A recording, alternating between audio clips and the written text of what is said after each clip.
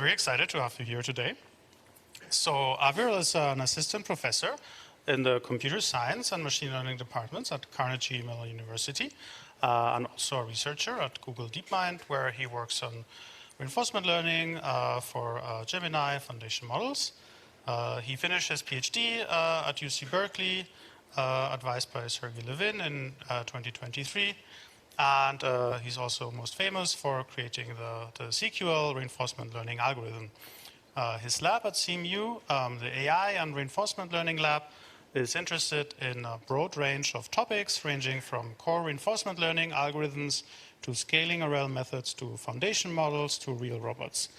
And with that, let's give a big applause for Aviral.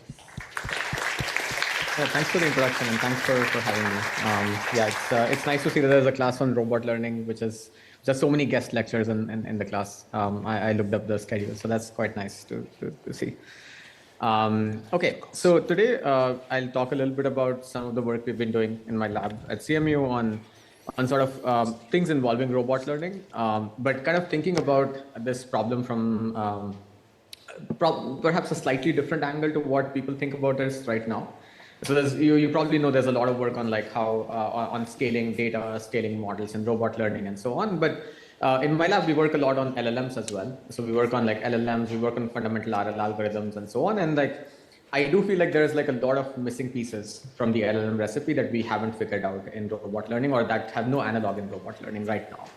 So I figured I'll talk about some such work that we have done, which kind of tries to address this gap. So if you wanted to actually take the recipe from NLP or from vision of scaling models and data, then what should you be doing for robots differently? That's going to be basically this talk. And I'm going to cover things sort of at a higher level than going into too much detail into any work that I talk about. But the links to the papers are up there. So if you have any questions, you can definitely check them out as well. Okay. So let's get started. So the broad question which this talk starts with is, can we replicate the LLM recipe for robots? And to answer this question, right, the obvious thing to first ask is like, well, what's the recipe for LLMs that we have seen work really well? So at a high level, like what most people think makes LLMs work well is training on diverse data from the internet. So like diverse text data. You kind of get a model out of it. And then you would post-train or fine-tune this model on top of a limited data set that exists out there for your particular task. So you post-train this general LLM to follow instructions. You post-train this general LLM to solve hard math problems. You you post-train it to sort of do really good things on the web, etc., etc. In the robot land, this recipe has resulted in the following sort of analogies from all these spaces. So in robot land, if you see what today's sort of fully data-driven recipes look like, they look like training what's called a VLA policy, vision language action policy, on top of a bunch of diverse robot data. And that's what's called pre-training. And then you would potentially fine-tune this policy with some task-specific data, limited number of task-specific demonstrations for post-training. So that's what this looks like. That's what the current instantiation of this protocol in the case of robots. Now, if you look at it this way, on the surface, it all looks great, but there's actually a lot of nuances that we missed out on when we instantiated the LLM recipe for robots. So I'm going to go into that in one by one.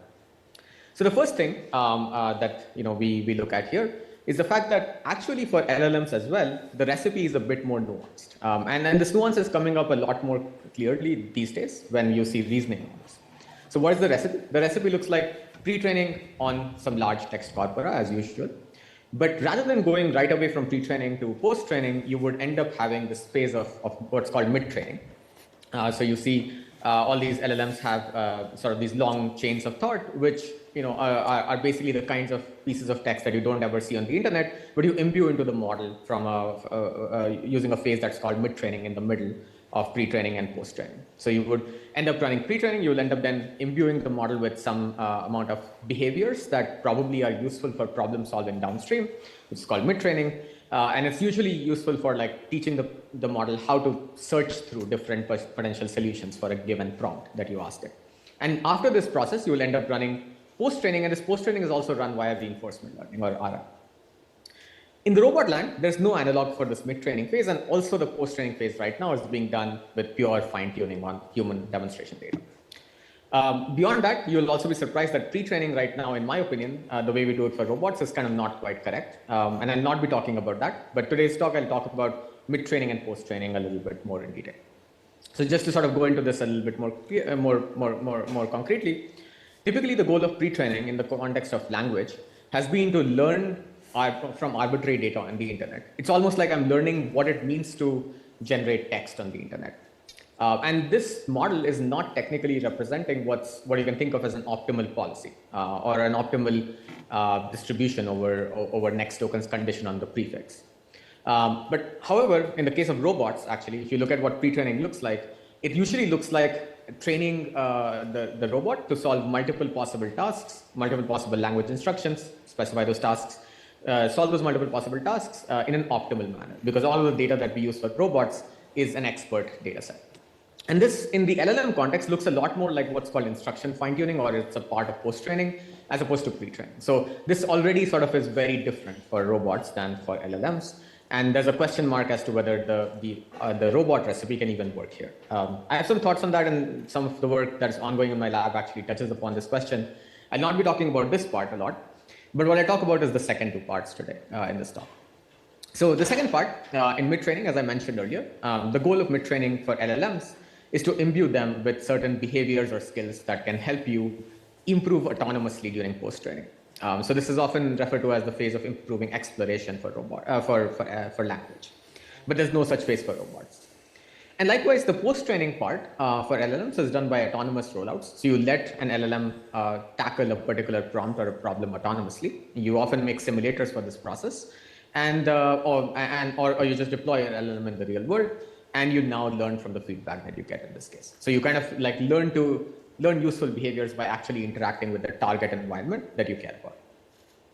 So what I'm going to do today, is talk a little bit about what would this mid-training and post-training look like for robots in this particular, if you believe in this particular framing of the high-level paradigm of how we train these models. So I'll talk a little bit about some work that we did on what you can call mid-training for robots.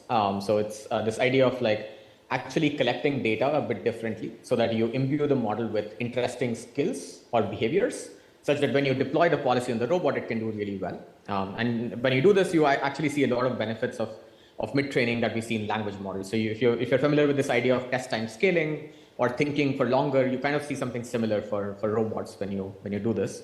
And you also get like a lot more data efficiency and a lot better generalization, which are exactly the things that mid-training gives to you in the language line. So I talk about that a bit. And then I talk a little bit about how can you do post-training for robots in an efficient manner.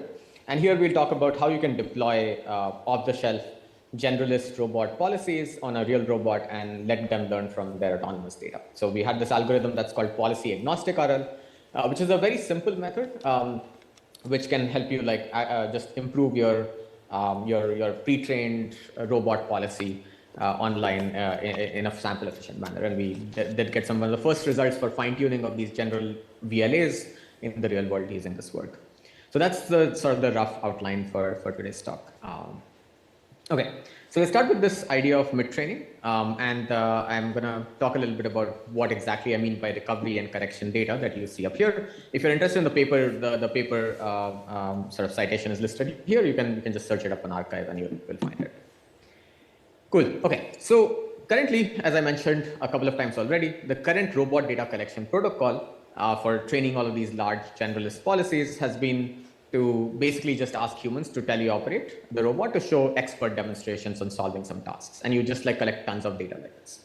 So for instance, like this is a particular task from the Aloha Unleashed paper where they had this bimanual arm trying to like close Ziploc bags and you kind of had to like put stuff inside of it and close the lid altogether. Another task that we particularly look at in our work is, I guess, this video will come to it, is this task from like of shirt handing, where a human teleoperator here, it's my student, Jayon, he's like actually teleoperating this bimanual setup to basically insert this hanger into the t-shirt. So that's one of the tasks we consider in our work. And here it's all fully teleoperated. So this is just a demo that you would collect and you would train your policy on top of this sort of a demo to just imitate all the actions that you see up here. So that's the kind of current robot data collection protocol. Now, this data collection protocol is pretty good, but the problem here is that it's actually suboptimal for generalization. So if you think about the analogy between this data collection protocol and LLMs, you can think of this as of like expert data collection as just showing to you what the optimal solution for a given math problem is. However, if you wanted to generalize, if you want your robot to be robust enough to deal with different t-shirts, with potentially different sort of orientations of things, with potentially its own failures that it might encounter when it goes and solves the task, you need the policy to learn how to kind of recover from these behaviors. And that notion of recovery, we also see in LLMs. Like we see LLMs not directly get to an answer for a given question. A lot of these reasoning models actually go and explore and search through different branches of solutions to then come up with the right answer. And that's kind of the same thing that we do here. So we basically collect a lot of counterfactual data in some ways through this process of human interventions that scales recoveries and corrections. So I'll just show you a video. So what we do is we train a base policy on some expert demonstrations. And now we deploy this base policy and collect some amount of recovery and correction data according to a particular protocol that we describe in this work. And the idea is this recovery and correction data can be thought of as backtracking and self-correction style data for LLMs. And if you train the policy on top of this data, it will learn to be more robust to the particular target task. So just to show you an example, let me play this video. So here, right now, if you see, it's an autonomous policy that is trained on some limited amount of like demonstration data. So it's the pre-trained autonomous policy. You can already see it's a bit slow and it's not as fluid as, or not as flexible as what humans would do. And it tries to sort of solve the task, but then you see that it puts the hanger in front of the t-shirt. And now the human takes over. They potentially intervene here. They show what the correction should be and terminate the intervention. And just having this notion of recovering from the out of distribution state that the policy was going towards. Let me just bring it back here. So just recovering from the state from which the policy was making a mistake at. So it's the state at which the hanger is in front of the t-shirt, recovering from it and showing the correct rule, which is recovering back and showing the correct thing, is good enough for showing you how to backtrack. So what we do in this work is we collect a lot of this kind of data and we train on top of this data for this mid-training phase. So we have a pre-trained policy learned by imitation learning. We do mid-training on top of this kind of recovery and correction style data. So just to show you sort of some kind of illustration for what this is schematically doing and what the main insight is. The main insight for enabling this thing to work is the fact that recovery is actually easier than correctly solving the task for many tasks we care about. And the same thing is true for language models as well. So if you think about it, here's a schematic cartoon of a long horizon task like t-shirt hanger insertion, where you started off with an initial state. The initial state can be anywhere across the scene. So it's a larger area disk here. And now as you solve the task, you're kind of slowly narrowing down the volume of states you're gonna visit. So this cone or a funnel like shape basically tells you that you're kind of narrowing down the set of good states that your demos might visit. And here are potential subtasks. So subtask could mean grabbing a hanger from the shelf, potentially inserting one side of the collar in the hanger, potentially inserting the other side of the collar in the hanger, and so on. So these are potential subtasks inside of this particular task. So what we talk about here is the fact that in general, if your policy might end up going away from your good demonstration data, like in this black line, you would want the human to show you how to recover back to the in distribution manifold inside of this funnel, and then correctly solve the task from there on. And here, if recovering is easier because you're recovering to sort of a broader set of states, then you can easily learn this recovery behavior from data that you collect, from limited data that you have, because it's easy to learn behavior in a way. So once we do this, the policy now, when you train the policy and you deploy it, the policy might end up recovering a lot, correcting itself a lot, and eventually will end up solving the task a lot better. So the idea is to scale up these notions of recovery and correction. If you're more mathematically inclined, here's like a simple sort of model which we discussed in the paper, and I'm not going to talk about it too much today because I don't have too much time to talk about it. But if you're interested in the math here, you can actually do some very simple math to explain why this thing works. So I like to call this idea the P to the K model. So the idea is the same. let's say the robot attempts to complete a particular subtask with probability, and it succeeds with probability P. Then in the probability with which it fails, meaning 1 minus P, if it can recover to a particular in-distribution point, then you can potentially get the robot to the ability to try again. And trying again will now give you the ability to reduce your compounding errors over a whole rollout. So think of it as, if your LLM, or if the LLM analogy makes more sense to you, think of it as if your LLM goes and tries to attack a certain problem with a certain solution approach and it fails, it can go back and try something else. And in effect, you're kind of reducing the total errors that you might get, as opposed to just like cloning the correct answer, where if you failed, you would just like never recover at all. So this is a simple way to kind of amplify your model's ability to solve long horizon tasks by exploring in the right way, by recovering at the right times, by continuing at the right times, and so on. And that's sort of the main idea of this method. And this also gives us data that covers some of the unseen regions of the state space, and that's a good thing as well, because it gives you coverage over behaviors that the policy might encounter, but human teleoperators will never encounter. Okay, so just to sort of show you some more results here. So another thing that we find here is, because of this recovery and retry behavior, you kind of get something that is equivalent to test time scaling for robots. So in typical language modeling, test time scaling is usually referred to the process of using longer chains of thought for thinking for longer. So a lot of these OpenAI O1, O3 models, and basically at this point, every single LLM is a thinking LLM, where it would go and do a lot of computation before it spits out an answer for you. In this way, in the case of robots, this approach of like scaling recovery and correction data for mid-training kind of gives you this ability to kind of do something similar, but not in some language space or not in some thought space, but rather at the low-level action space. So you're basically you're basically showing the policy some ability to sort of like just do multiple actions over time to succeed better on the particular task. So as a result for it, what we found was that our particular approach, which is RAP, it used a simple flow matching transformer policy, which is not too big, but within just 5 hours of data collection, where we scaled up like this recovery and correction style data, we could get a very good success rate, which is comparable to sort of the best prior result on such a task of shirt hanging from Aloha Unleashed, where they had a smaller policy, but then they had way more data. Like they had 89 hours of data for training. And this was just pure expert data. We didn't have that much data at all. It's like way more efficient, like an order of magnitude more efficient overall. And also compared to sort of this result from ByteDance, where they had a 4B VL, vision language action model, like a lot of pre-training and so on, they also still used a lot more data, but again, got a much lower success rate than ours. So it's a lot more data efficient and parameter efficient, which is precisely what you see with LLMs, which can reason as well in a similar manner. And to just show you some examples here, what we found was that, again, so if you remember, if you're familiar with sort of the OpenAI blog post on when the O1 model came out in 2024, they had this plot which showed that performance improves as a function of your COT length or of your test time compute, is what they say. We had a similar plot that we could draw for robots now, where the x-axis is the number of recoveries your policy does within the course of a rollout when it's deployed.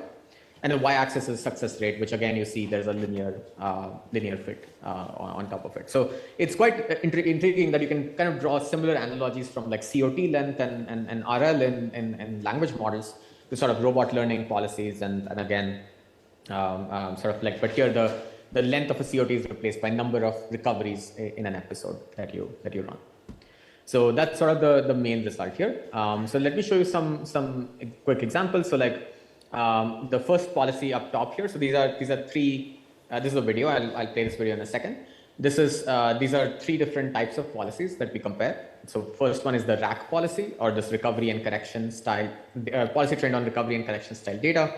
The second one is this edgy dagger policy. So it's an approach for doing human interventions within the rollout, but again, it's not structured in the form of recovery and correction. So there's no backtracking and correction. It just shows you. It just lets the human intervene whenever, and full demos is just like expert data training a BC policy on top of it. And the three columns that you see here are like three different camera views. So for the left gripper, the right gripper, and the third person camera view here. So you'll see that the RAC policy ends up making many retries and corrections until it succeeds. The edgy dagger policy will end up making some sort of corrective attempts because it's trained on some kind of intervention data, but doesn't quite generalize. And you'll see that the BC policy just does, just fails overall. So I'll just play this video here, and you can see all the three different policies acting. So they are kind of trying to solve the same sort of task, putting the hanger inside of this T-shirt, and you'll see that they and it's all at 1x speed, so nothing more than that. So you'll see that this policy ends up generalizing a lot better, and some annotations will come up as well here. So the first side is probably okay for most policies. So if you see, the rack policy ends up retrying itself because it did the thing incorrectly, and you'll see it eventually succeeds. So it is persistent in a way, and that's a good thing. And the BC policy, on the other hand, the lowest row actually just gets stuck overall. And then it doesn't know how to succeed. Whereas the rack policy, whenever it starts to get into this like weird scenario because of this recovery and correction data, it would like learn to like kind of go back and retry, and that's like a good thing overall. So the edgy dagger policy just failed, and the imitation learning policy also just failed overall. And this is not a cherry-picked example. We see many of these in our work. So actually, if I had more time, I would have shown you a few more videos, but the website for this paper has a lot of videos on it, including many other tasks, which again have this notion of like multiple possible, like sort of fairly long horizon tasks that would require otherwise a lot of data for training. That's kind of the general flavor of tasks we study here. And in all of these cases, we again find that the recovery and correction style behaviors actually help you a lot overall. So I just had this slide on looking at some videos, but maybe in the interest of time, I'll skip this, but I can come back to it once I finish quickly after this. Cool. Okay. The second thing I wanted to just very quickly mention, because I probably just have 2-3 minutes, so is this work on post-training with policy-agnostic RL. It's a paper that was run by my student Max here at CMU. And the idea was kind of something basically about just very standard motivation around post-training that, we'll want to ultimately take these generalist policies and then fine-tune them very quickly on a real robot with real-world interaction. And currently, there's not a lot of work that tries to do this at scale with general policies. Like there's a lot of work, including my own work from my PhD days, which tries to do this for like single task policies, but not for generalist policies at all. So the problem now with generalist policies is that a lot of the RL machinery that we have built over the last few years it really stably only works with like Gaussian policies, which have fewer parameters. And this is actually even true to this state. Like there's a lot of work on doing the RL with flow matching policies, RL with diffusion policies, but a lot of that work actually is quite unstable if you actually run it on a robot. This work is a bit old, so this is from like a year ago. So back then, none of those things even existed. But even to this date, a lot of the work that has come out on fine-tuning general policies tends to be quite fragile overall. So what we wanted to do in this work was to improve any general policy class, including diffusion policies, maybe transformer policies, flow matching policies, etc., and build a stable recipe for doing so overall. So what we found was actually the fact that if you go and ask the question of why is fine-tuning off-the-shelf policies hard, you'll realize that a lot of the times when you do RL, you care about improving some notion of a value function on top of actions that were coming from your policy. So you kind of want to train the policy to maximize this value function or Q function in some way or the other. In some ways, this kind of a objective requires computing the gradient of the policy, of the policy's predictions with respect to its own parameters. So grad phi of pi phi of s is what you kind of care about computing. Computing this is actually quite problematic for basically many policies. So it's problematic for diffusion policies because you have to go through, backpropagate through the diffusion process. For flow matching policies, the same thing. For transformers, you cannot even compute this because oftentimes the action is sampled, so there's no differentiable connection altogether. So you have to rely on reinforced style objectives to do so. So this is something that is quite hard for, this is a very hard reward loss function for the policy to maximize. So what we did do in this work, or the main idea in this work, was to sort of go and try to decompose the policy improvement process into two steps. The first step was to just run this gradient process on top of action particles themselves. So rather than updating the policy's parameters with respect to the gradient of maximizing the Q function, we just find how to modify the action vector itself if I wanted to maximize the Q value. So I call that the optimized actions. And the second step was to distill these optimized actions back to your policy using a standard maximum likelihood style loss. And that loss seems to work because most of the models out there, most of the generative models or most of machine learning models out there are just trained with maximum likelihood. So distilling some notion of actions into a particular model is just nothing but maximizing likelihood, which should be easy, which should be possible at least for most policies out there. So all we do is we take, so the actual algorithm is a bit more complicated, but we take the base policy, produce different actions, run some sort of optimization non-parametrically on those actions, and then just distill those or behavior clone those actions into the base policy. And this allows us to be agnostic to the policy because all of the optimization or all of the RL is happening on actions and not on the policy itself. So this is a sort of a very simple idea that actually has been around for some time. But the nice thing that we realized in this work was that the very same simple instantiation of hyperparameters, algorithm design choices, etc., that we did for one possible policy class actually works well for other policy classes as well for different algorithms for online fine-tuning or online learning of the policy. So just one kind of interesting result, and I'll stop after this, was that we kind of got some very good results on fine-tuning open VLA. So this work was done like a year ago at this point. We are working on a version of this with like more modern policies and more modern value functions right now in our lab. But this work was done a year ago where tasks were still very simple, but then this was the first result I know where we could fine-tune the state-of-the-art VLA model at that time, which was open VLA, without needing any kind of demonstrations, just autonomously on the fly on a real robot.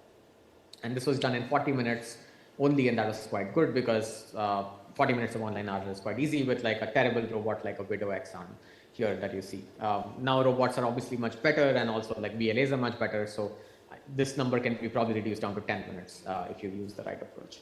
So that was sort of quite intriguing. And we also had some results on single task policies, which were slightly different from, so OpenVLA was a transformer policy. This is diffusion policy. So again, the same approach sort of works for both of these classes of methods with the same hyperparameters. So it's a very simple idea that works really well when you go to scale these policies.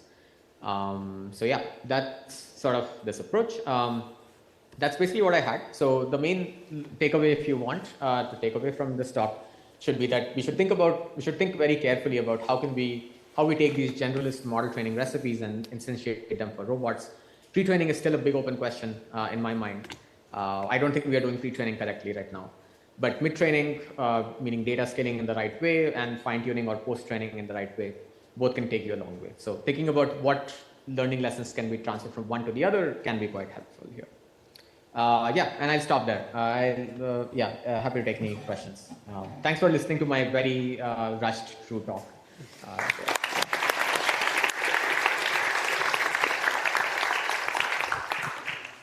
Thanks for the amazing talk. Any questions from the audience? Yes, I have one question here. Can you hear me? Yeah. Thank you for a good talk. Two questions. The first one is you mentioned a couple of times that you have used that the current pre-training landscape for robotic foundation models isn't where it needs to be. Can you maybe elaborate on that at the high level and maybe point us towards some works from your lab that propose an alternative or improved solution for those? And then if I can ask a second question, could you quickly elaborate on, again, on the differences in interventions between your work in the mid-training versus a method like HG Dagger, and repeat again why these led to your superior results? That's a good question. So let me go into the HG Dagger question first. Yeah, I think I didn't have time to really cover this in much detail, but I can show you some. So yeah, I think this picture probably makes the easiest sense. So if you can you see my mouse pointer actually, or no? Is my mouse pointer visible on the screen? Or maybe... He doesn't know the answer. Yes, we can see it. Yeah, okay. Yeah, so I guess maybe Oh, okay, great. So I can also draw on the screen. That's nice. Okay. So all I was saying was, so here you see, like, our approach kind of, once the policy is outside, you kind of recover and then you go and correct. So you're kind of going back and correcting itself. Edgy dagger would just take you from this state and would just go and solve the task right away. I think that's sort of the typical notion of the phrase edgy dagger. Now, I would also say that edgy dagger, the way it's been described in literature, doesn't actually mention precisely a very concrete recipe for how humans should intervene. But the typical notion has been, well, if you're going slightly out of distribution, you should just solve the task from right there. But what we do here is we kind of go back and try to solve the task from there on. So for example, if you were, so if you were, let me just go back here somewhere. Okay. So basically, the idea here would be if you're starting to make a mistake, what edgy dagger would try to do is would just try to directly, if you're trying to make a mistake, it'll just try to directly go and directly insert the hanger into the t-shirt. Whereas what we want to do is we want to kind of go back to a previous state, which is quite subtle here, but actually very visible in other demonstrations where, rather than going directly into the t-shirt from here on, we would kind of go and move the robot arm quite away from the t-shirt and then try to insert it from there on. So basically this notion of recovery not being present in edgy dagger is the big issue overall. That's the main difference. I think some of the other tasks that we have actually show this example quite better overall on the website, but recovery not being present is the main thing. And that gives you the gains because now if you just try to correct yourself, then you might not know how to correct yourself right away, but recovery is kind of strictly easier. So that's the main gap that comes in. The other question, I think for pre-training, we don't have a work out yet. We want to put something out in the next 1 or 2 months. But the rough idea being that I think that when you think about LLM pre-training, we think about just modeling the distribution of all possible text. We don't train VLAs on modeling the distribution of all possible actions that a robot could ever take. We just train it on the narrow slice of actions that are quote unquote optimal or expert-like because human teleoperators show them that. So maybe we should rethink what really a BLA policy should model when you train it during pre-training, or what kind of data should you be training it on? It shouldn't be like expert data or just modeling one mode of behavior. Maybe it should be multiple modes of behavior because that's what an LLM models. But again, this is sort of the rough intuition. We still have something in flight on that. I don't think that much of the community has been thinking about this, but that's the rough intuition. Hey, I have... Please go ahead. Sorry.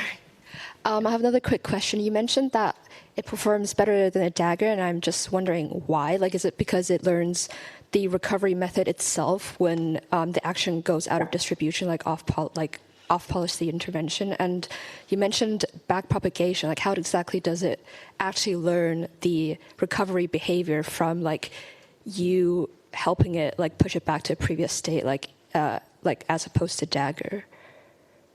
Yeah, so basically the rough thing is it learns this recovery behavior. So it learns to recover as opposed to just going back, going to trying to solve the task from some place that it has already reached.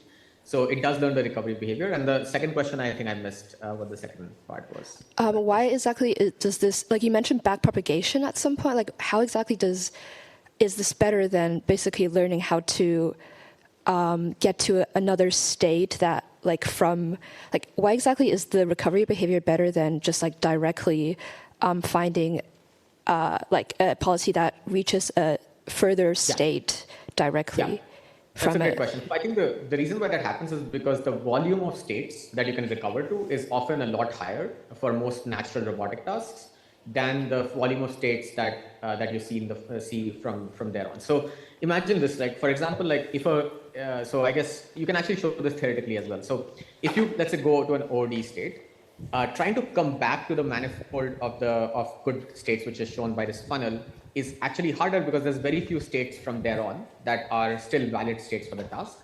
But going back is sort of easier because there's many more states that you can go back to and you can continue from there on. So if you think about trying to imitate data which shows you how to correct yourself eventually, you have a narrow space of states that you need to somehow hit. So any mistakes in the correction, in mimicking the correction part would be problematic for you. Whereas if you just need to learn how to recover, if there's many states from which to which you can recover, because you're going backwards in the task, you can actually start from there on and succeed a lot better, because there's many more states that you can go back to which are within your good demo states in this particular setting. So it's just a volume argument roughly overall. Can you explain a little more about how the local and global optimization part works in the fine-tuning for robots? Yes, I can talk about that. I also unfortunately had to run, so maybe let's make this the last question, and then I'm happy to always answer any questions over email, or if you have any thoughts, just feel free to email me. Unfortunately, just had a lot of, I have to go to somebody's calls exams actually, so I just want to not be super late to that. But yeah, I think the rough idea for global optimization is you would just sample n different actions, and you would now compute argmax over the Q function over those actions and filter the ones that attain high enough Q values. So let's say you have n, I guess here you have K actions. You would retain M actions that have the highest Q value. And then local optimization is just take a gradient step on that action with respect to the Q function. So you want A to move in the direction that maximizes Q of SA, and you do this via gradient descent. That's the simple approach. Yeah. Cool. Thank you so much, Aviral. Yeah. Let's thank again Thanks so much, and for the speaker. apologies for just making it super tough in between things. But Yeah. yeah. See you soon. Yeah. See you. Bye.